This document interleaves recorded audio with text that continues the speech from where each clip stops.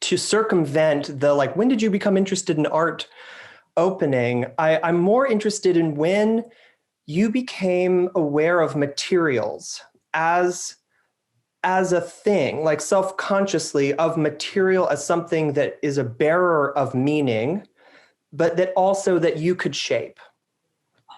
Right. Well, I think, initially I became really interested in kind of materials as something beyond just an object. Was, we grew up in Laurel Canyon, and we moved there we moved there 63, but in the late 50s, there was a massive fire. So basically there are our house and a few others that had survived that fire, but we were surrounded by these kind of burnt down houses. And, I remember just being super young and going and digging up these things and being really fascinated with the history and the story. And they felt like they had a sort of memory of this blaze that basically decimated an entire neighborhood. And so, that kind of really strikes me as being, having an understanding that materials had a memory and had a power in their own volition, sort of thing. When I started using it to make art, I would say also pretty early on, because all of those objects ended up, when we were kids, we would make things out of them, constantly viewing my mother doing her assemblage stuff. We were always trying to make these objects, put these objects into things, or we would make, I say we as my sisters and I would make like these kind of little clubhouses with all these objects. So they were kind of like these little hoodoo huts sort of things that we had in the canyon. So I was always really, really felt very conscious of that. And, I think later on, I really understood how to kind of, I don't want to say manipulate, but utilize that sort of power and energy to kind of feed into the content of the work a little later on. And when exactly that would be, I don't know. But it was, really that attraction to those materials really early on. Mm-hmm. Was there a material that you felt like an innate understanding of in that sense that facilitated the way you started working with it? Because you weren't really doing assemblages your work is not assemblages, actually. And so what you're doing is taking materials that have histories and associations, but then, shaping them with all of their inherent stories with them. But it's not quite the same thing as found object. So I don't know how you would talk about that in relationship to what you do. I think, initially, even prior to doing the work that I, do now, some of those other materials that I felt also had a real spirit to them were just natural materials. So, the really early work I made was binding sticks together. And in fact, did that when I had moved to New York in the 80s, until I realized, no quicker way to empty out a subway car than bring a bundle of sticks on your back onto the subway car.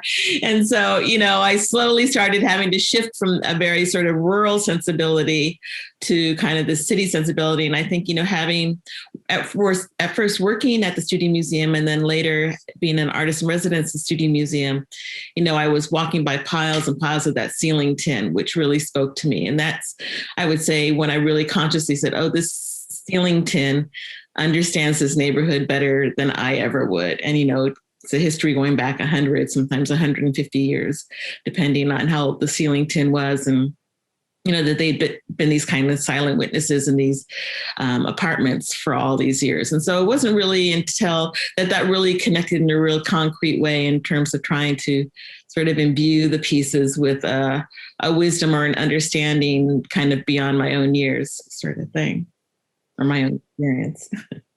Well, it occurs to me as a sculptural operation, it's kind of a unique process because, and I'm what's coming to mind is the statement that you have in the Prince catalog, where you talk about always fighting against the flatness of the print. And basically this operation is to take a two-dimensional plane and to like beat it into a three-dimensional volume. And so I'm wondering what it is about that transformation.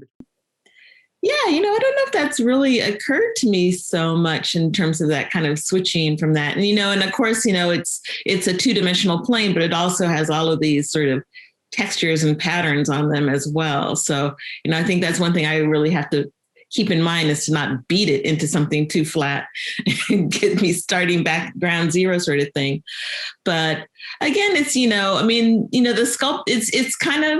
the sculpting is, this very reductive process. It's, I've done some things with clay, but it just feels sort of, it kind of feels like I'm working against the grain, and so to speak, no pun intended. But so it's, the wood, because I start these figures with basically like blocks of wood glued together. So it's highly wasteful, but it looks like a refrigerator of wood blocks. And then I'm taking it all away. But then again, to kind of like, and then it turns into this additive process where it's kind of like a wrapping or a laying on of, surfaces or, so yeah, it feels like, I think I mentioned before, it feels like you're kind of doing a sort of libation or a ceremonial kind of enclosing and covering of the form, or shrouding of the form in a weird sort of way.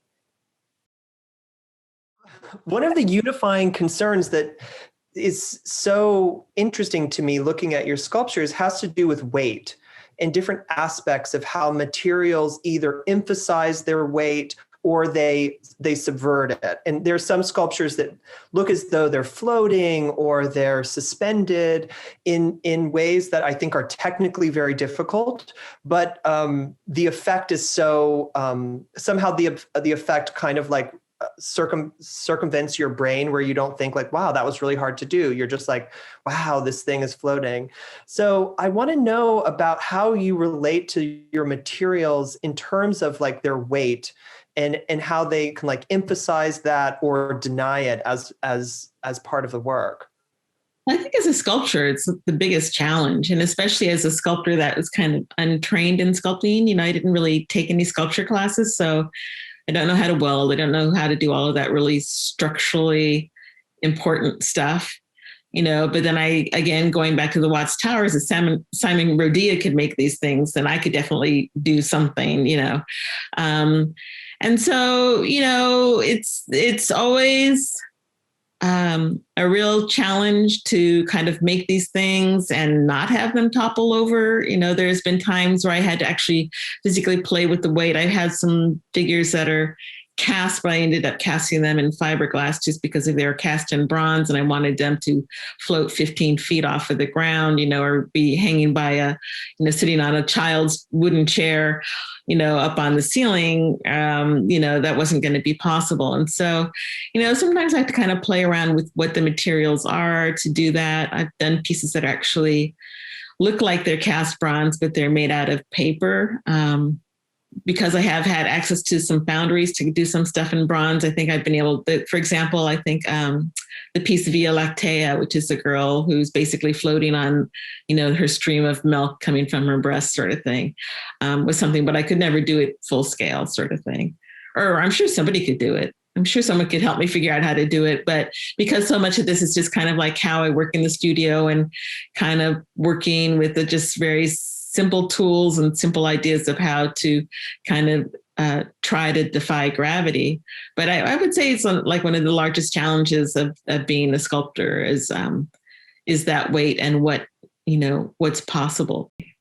When you're working on a sculpture, how does the first kernel of the narrative emerge? Is it an image?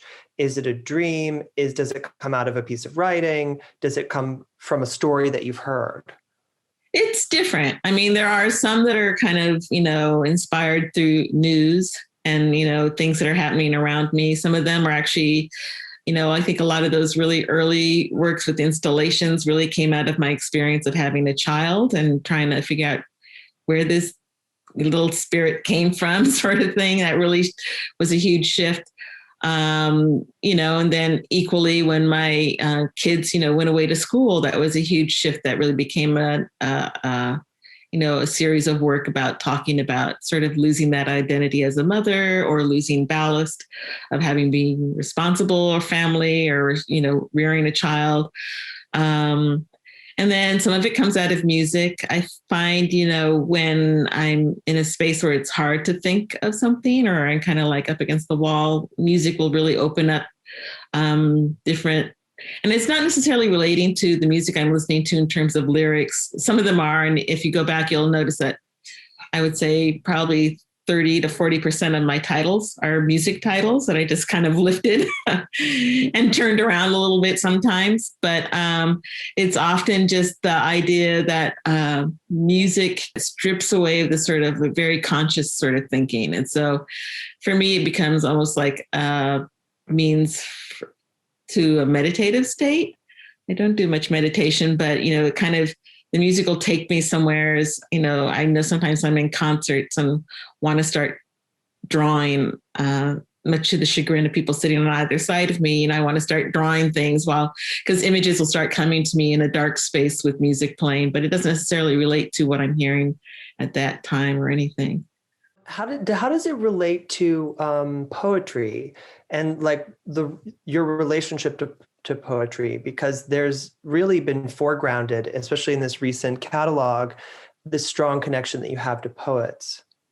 Yeah. And, I think poetry was something that was always kind of frightening to me, in that I felt, and I was always trying to read it, very kind of literally. And it wasn't until I kind of gave myself the freedom to just kind of let it wash over me and take me places where, I consciously wouldn't go, sort of thing. And so I think of poetry in some ways very similar to sort of the assembling of materials.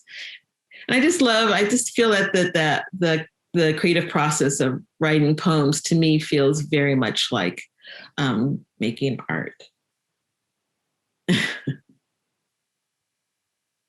I think when you make a sculpture, there's a kind of privacy to it in a way. It can go into a gallery, it can go into a museum, but it's a different thing when you make a public sculpture, and it's even a different thing when it's like a monument and it's like part of the city. And like, I want to know about the process of navigating all of that for you with these relatively recent, large-scale public monuments that you've made, both Harriet Tubman in New York and the embodied sculpture in Los Angeles, and how that, what was that process like?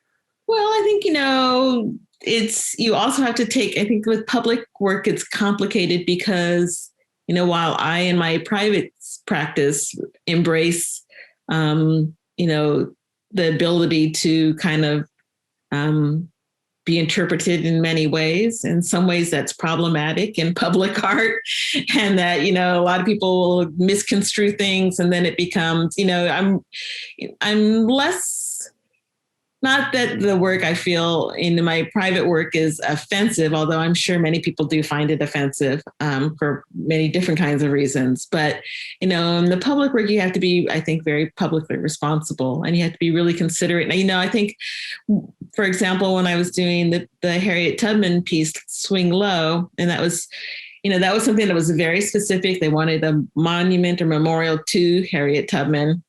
And so I felt like it had to be truthful in a way that my work doesn't have to normally be. It had to be considerate, and it had to be responsible. And those aren't things that I necessarily, I don't set out to offend people in my private practice, but I think that it was something that as an artist, I really had to take into consideration making a public piece. And I know that there were people that were offended still, that she was heading south. People were very angry about that, and then I came to realize that also it's very complicated in the sites and situations where those pieces go. This was a public art piece that became possible by the percentage of money being spent on, building upscale housing in Harlem, tearing down, parts of neighborhoods. And it was very much, for many, the sculpture represented the gentrification.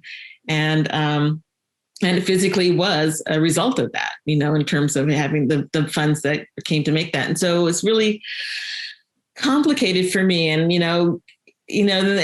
I think there's like a gajillion committees that you have to go through. And, hopefully we have lots of people coming in from the community that are voicing kind of what they want this to represent, and voicing what they are uncomfortable with. And that's difficult, I think, as an artist, to navigate those waters and still come up with something that you feel represents, the work that you want to make. And so sometimes it comes out very different.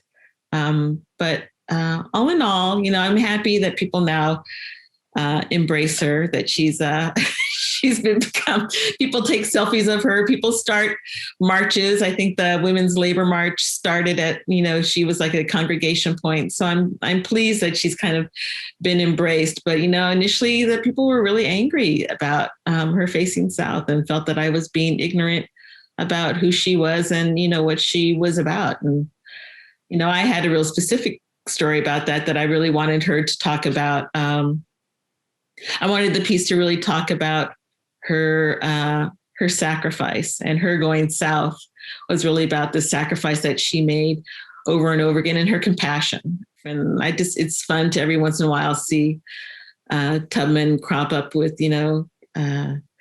different things laid at her feet, books laid at her feet, or flowers laid at her feet, or cotton bolls being grown in the garden around her. So I love that she's kind of taken on her own life, and she's kind of doing her thing out there. Well, I also, if you're just like, I don't want to talk about this, that's cool. But I think there are so few artists who have been in the position to navigate thoughtfully all of the issues that come up with this kind of commission. And I also think that these kinds of monuments are really important. And so I would love to know, to the extent you're willing to talk about it, how you navigated the criticism that came up around, like, with the community around, like, the orientation of the sculpture, or like, what did you feel like it was your responsibility or it was incumbent upon you as an artist to engage with? And what did you feel like, this isn't actually about me, like, I don't have to deal with this? Yeah. I mean, I guess I felt, I wish that there had been, but nobody's really going to pay attention to it until it's there. That's the other thing I found out, because we did have lots of things set up. But what was great about, and I think that's mainly just because it was happening in Harlem. What was great was people, when we were installing it, people came up, confronted me to my face, and we just had these amazing conversations. And, I said, well, what do you think? This is, I kept on saying, well, this is not a monument to the Great North, to, the Underground Railroad. This is a monument to Harriet Tubman, and why do we value her? And, that it wasn't just about, her role as bringing, as the conductor of the Underground Railroad. She was also so much more beyond that too. And so, it was just really, it all came around and it all turned out fine. Although I'm sure there's still, someone said, oh yeah, those blogs are still out there trying to get you to turn that thing around. It's like, really? But, for me, it was just something that really made sense to me. And so I didn't want to feel like I was kind of like, not valuing their comments or anything, but, and I didn't want to feel like I was talking them out of their understanding, but I just wanted them to understand why I did that way. And, I think it stung initially. But now over the years that, she's being featured on coffee, bootleg coffee mugs on being sold on 125th Street and stuff like that, or T-shirts. I love that she's now, kind of being embraced, but, I'm sure, but, and in general, it's just a really sort of charged time for monuments all around, with taking down of Confederate and offensive monuments, and, kind of looking historically how, people of color have been represented in monuments. It's kind of hard to know that whether, 100 years down the line, there won't be equal issues about these pieces that we're having now with crazy Confederate stuff. So it's hard to say what the future will bring, but at least, there's been more even sort of representation happening out there. But I think some people just question whether monuments should exist at all, because they're always, taking one specific side of a history that is, I think, a kind of constantly evolving and sometimes devolving animal sort of thing. And through your experience of navigating that in a real way, how do you feel about that at this moment? Like, obviously you made these beautiful monuments, and so you must believe in them. But yeah, has your thinking about it changed in light of the way that we've been talking about them now? Well, I think kind of the other piece that I did was this piece that's here in Los Angeles called Embodied, which is, it's supposed to be one, it was problematic because it's to go, it was going in front of this, what is now the headquarters for the district attorney and for the sheriff's office. And the history of both the district attorney and the Los Angeles County Sheriff's Department has been really dark, dealing with people of color. Blacks and Latinx in Los Angeles have constantly had a struggle with injustices in both departments. And so, I was commissioned to do, basically a statue of justice. And I really didn't want it to be that kind of classic form of the woman blindfolded and holding a sword and holding the scales, because I thought all of those symbols also represented these very sort of backwards way of dealing with justice and the injustices that so many people in Los Angeles County were facing on a daily basis. And so, the sword became a tool of execution, and, the blindfold, where it was meant that, that justice was blind, but it also meant that justice was not looking at, the other side of the story, or, not giving victims sort of, they're not victims, but, that there just was a huge inequity in terms of what was seen and what was not seen, and what was allowed to be presented, what was not allowed to be presented. And then the scale themselves are like money scales. And it really talks, for me, that symbolized how if you got money, you're going to get, you're a certain form of justice, that if you didn't have money, you would get a totally different form of justice. And so I wanted to do away with those images, and I wanted to talk, or those symbols, and wanted to talk about knowledge and education as being sort of the key to justice and freedom. And so whether that's going to, mean something else to someone else, I don't know. But that was kind of how I approached it. And so, so I really became more interested in talking about principles and ideas than specific people, because,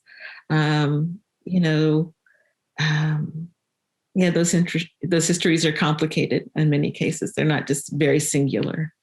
So those two sculptures represent opposite approaches to the problem of a figurative monument. And in the one case, the Tubman is a historical person who lived. And the problem, and I guess with that, the question comes is, can that historical person ever not function as a symbol for some larger abstract principle that we're honoring them for? The other hand, embodiment is not a specific person, as I understand, but a kind of representation of this abstract concept. And then with that, all of these questions come up, like, well, then why does she look like this, this, this, and this? Mm-hmm. Why are these particular signifiers all being marshaled in this way? And I don't know that there's like a solution, but I definitely think a lot of the criticisms of monuments as they've been articulated now have been along those two tracks, which also don't seem to resolve themselves when you put them next to each other.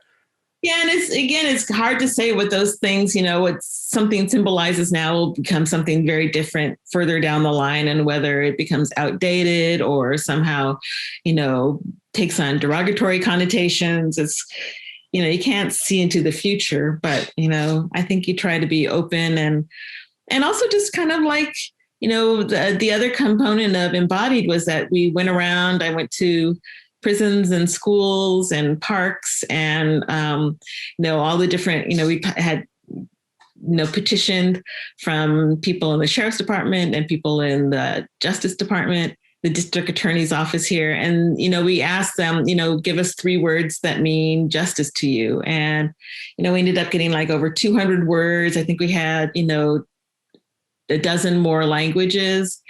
And so, for me, I kind of wanted to take it out of my hands, and I wanted to kind of relinquish some of that control as to what I was saying, to kind of give, Los Angeles an opportunity to have a voice in what they felt justice should be. So for me, that was really interesting. But whether that, has any sort of meaning to anyone later on, I can't say. But because I think it's hard as a singular person to kind of feel like you understand it all or know it. And, I think for myself, knock on wood, I haven't really necessarily been subjected to some of the horrors that you hear about, in the courts in Los Angeles, California, in the United States.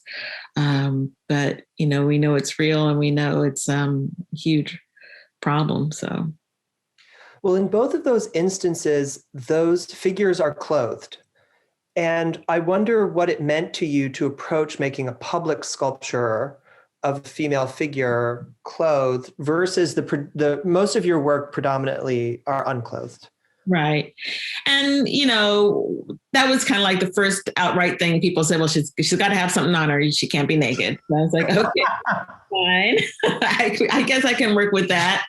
And I think, generally, I think a lot of the figures that are nude or naked or however you want to say it, are really kind of talking about, they're often talking about issues of the body specifically. And I think when you start putting clothes on that, then it takes it into a specific time, or, it kind of puts another construct upon it that, will work against it, in time, or will kind of muddy this sort of kind of idea that I was in pursuit. So usually the public pieces aren't necessarily just about, issues of the body in and of itself. Usually they have, other things that they're kind of, geared towards. So I haven't really come up to like, oh man, I wish I could have this girl butt naked sort of thing. That hasn't come up for any of the yet. But yeah, and it's, it's one of the, key things that, they say from the get-go that, and again, you're working with, someone coming into the gallery always has the option to walk out, but, someone that's going to pass this thing 100 times a day, if they're going to find nudity offensive, then, I don't want to be causing anyone pain. So. Well, I'm also remembering, like Judith Wilson's writing early on about the nude in Black art, and thinking about someone like Lorraine O'Grady, who understood the work she was doing with herself unclothed, or with Black female models unclothed, within a very specific context that was also very polemical. And I wonder how you, when you first started making these figures, these female bodies, if you thought of them as carrying that kind of political valence, or being, I mean, you said earlier, some people might think your work is offensive, but like the component of it that had a kind of intentional provocation.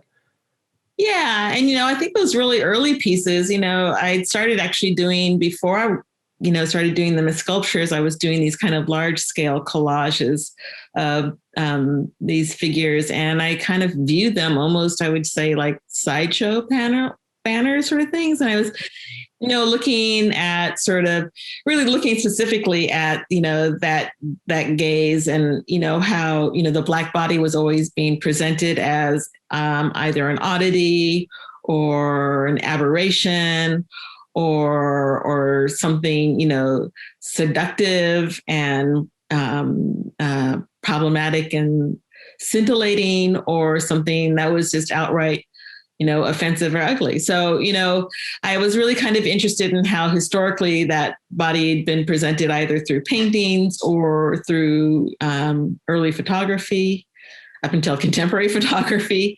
And so I wanted to kind of take that and, put that naked body out there with some sort of control over who she was and how she was being seen, and somehow reveal something about her and her history, or just about who she was personally through that same sort of model, but, empowering her in that body. So I don't know if that sounds kind of muddy. I would say, even the most recent piece that I did just over a year ago, Set to Simmer, which is, playing off of the Odaliscan, this figure reclining on the table, and, the idea that, there's a chair provided for the viewer to come and sit down and just look at her. And, you're like crotch, tit view, is kind of like right there. And it's in your, very much about being in your face, and,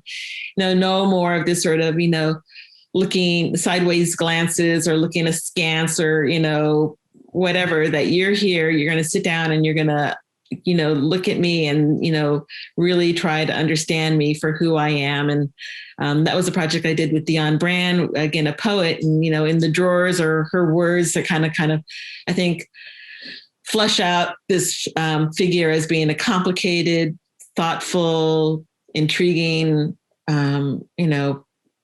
entity. And, none of that was being said in any of those sort of classic depictions of Black bodies beforehand. So, yeah, so in some ways I kind of use it as a weapon to strike back and kind of, say, if you really want to look at us, then you really need to kind of understand us on all these levels, not just your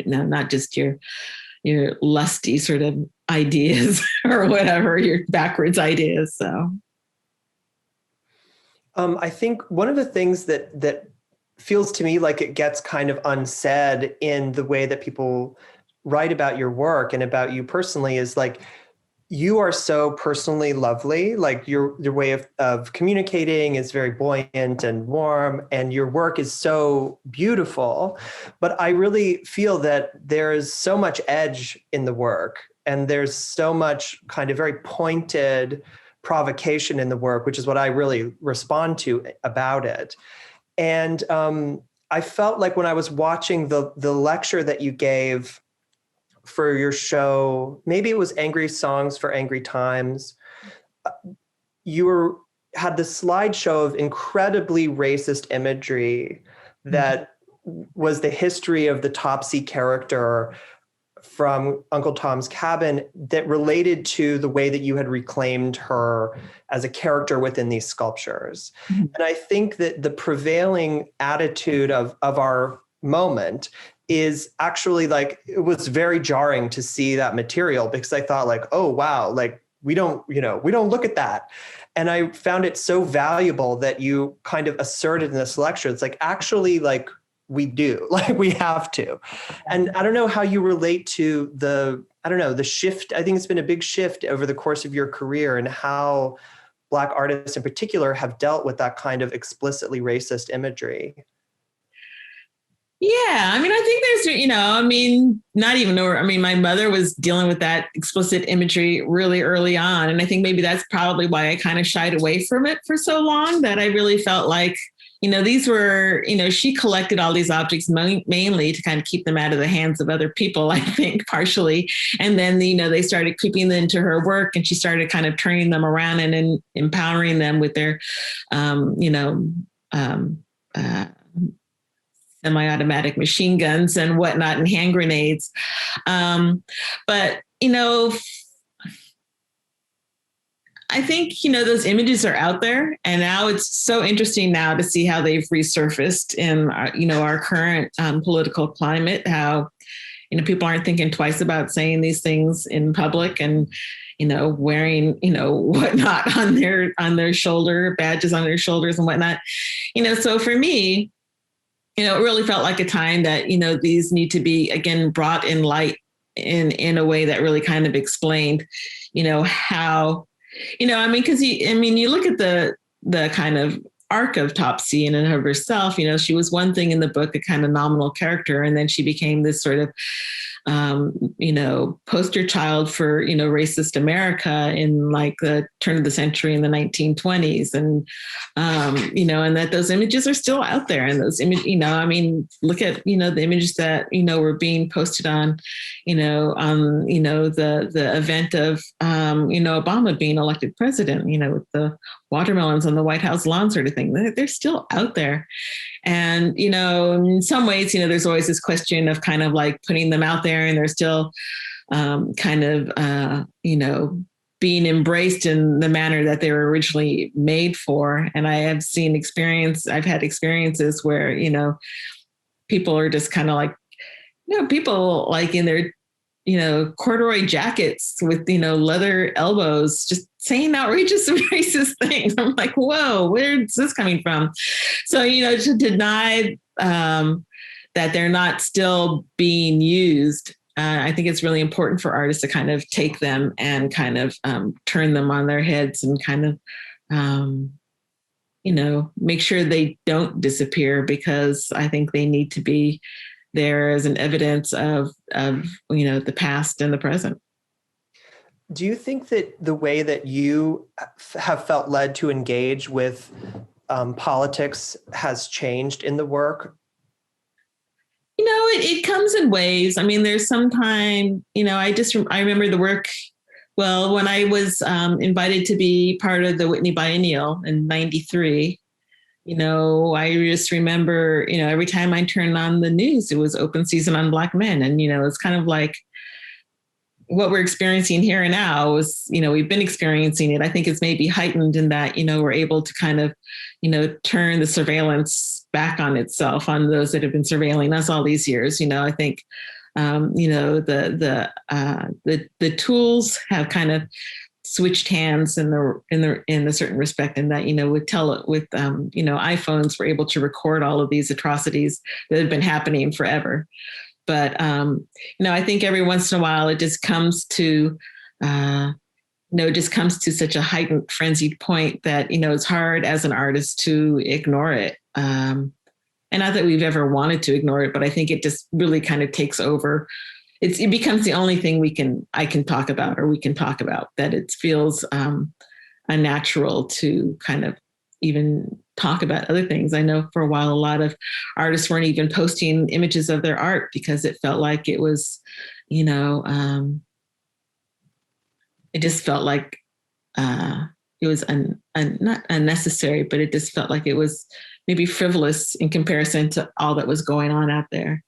And, when I was making that show Topsy Turvy, for me, it was just an exhausting sort of state, because for me, I don't want to be angry and I don't really want to be talking about negative images. I really want, the work is always aspired to being healing or leading to a positive place. I mean, they're all kind of painful and dark, but it was always with the thought that there was possibility of lightness in there, that there was, an escape from all of this. And, that show Topsy Turvy just felt like it was inescapable. Mm. Well, given that as the terrain, I'm wondering, it's like, given the urgency of like the crisis that we see in this world, and I think that sometimes it's very humbling, and it feels very desperate as an artist to try and do something that feels like it could in any way justify its own existence, if it's not directly addressing like making life better. And I wonder, but like, nevertheless, we believe that art does this thing that is valuable and as meaningful in a different capacity. And so to like kind of loop around to full hokey mode, I'm wondering like what you think the role of art is, or your life as an artist, given the breadth of the struggle that we face as a society. And I think it's sometimes something that I struggle with as an artist, to kind of like make these sort of, to not be, it feels sort of arrogant in the assumption that art can do anything, that it is being actually constructive in combating these things. I don't know, I don't I think we can all do things in different ways. And I think that it's needed in different ways. In some cases, it's about, bringing money. In some cases, it's about bringing, physically knocking on doors or physically being there to help, whether it's issues of, houselessness, or whether it's issues of racism or prison or whatever. There's just so many things out there that are like fucked up about the world. But, there's so many ways to address that. And in some ways, I think one of the things that we really need are some sort of ways to kind of grapple with just the raw emotion of it. So aside from, the physical things that need to happen to bring about change, there's also things that really need to happen to sort of soothe and serve as salves in a certain way. And I think that maybe that would be the only thing that art can do, maybe in that respect. And maybe also bring people to think about things in a way that they've been resistant, or, I think a lot of people come into spaces sometimes and they see work and they understand, that they need to step up their game, and they understand that they need to be, more active in kind of bringing about change. So can maybe do that too, can maybe be a messenger in a way, and sometimes it's more, I think, palatable through a work of art than, than something you're going to read in the newspaper. Mm. Something that's really been on my mind lately is how relentlessly external everything is. Like the structures of our life now demands this kind of externalization of everything. Mm. And in ways that I think are very sort of disempowering, but also impoverishing. And so listening to your answer, I'm wondering if you feel that the work of art is a space in which that kind of internal work can be facilitated or. Well, I think it's a way that people can come to stuff and, it's not threatening. It's not, tugging at your purse strings. It's not, it's a way that you can, I feel that I don't want to say that it's a neutral ground, because it's not neutral by any ways, but I feel that it's a way to kind of raise consciousness in a way that I don't want to even say that it's subliminal, but I think it, can, again, touch to something very sort of, like you say, something internal in a way that, we're, that if you kind of get to this sort of internal grain of, raising someone's consciousness to be compassionate and caring, that can go a long way. And that's maybe the first step, and then they're able to do other things like, volunteer or give money or, become lawyers and really work in a real sort of concrete way sort of thing. But I think, it really needs to come down to this very sort of grain. And, I think, part of the problem what's going on right now is that so much of this sort of, it becomes very grandstanding, and that people, are going to marches to take selfies of themselves to post, and, whether there's anything genuine in there, and whether, that's not reflected in other ways that they live their lives. If that's not reflected in how they're going to live their lives, 5 months from now. So I'm such a cynic, but I've seen it over and over again, right? When it's fashionable, they're there and they're doing it, but, how committed are they to kind of really bringing about change is sometimes, I don't know.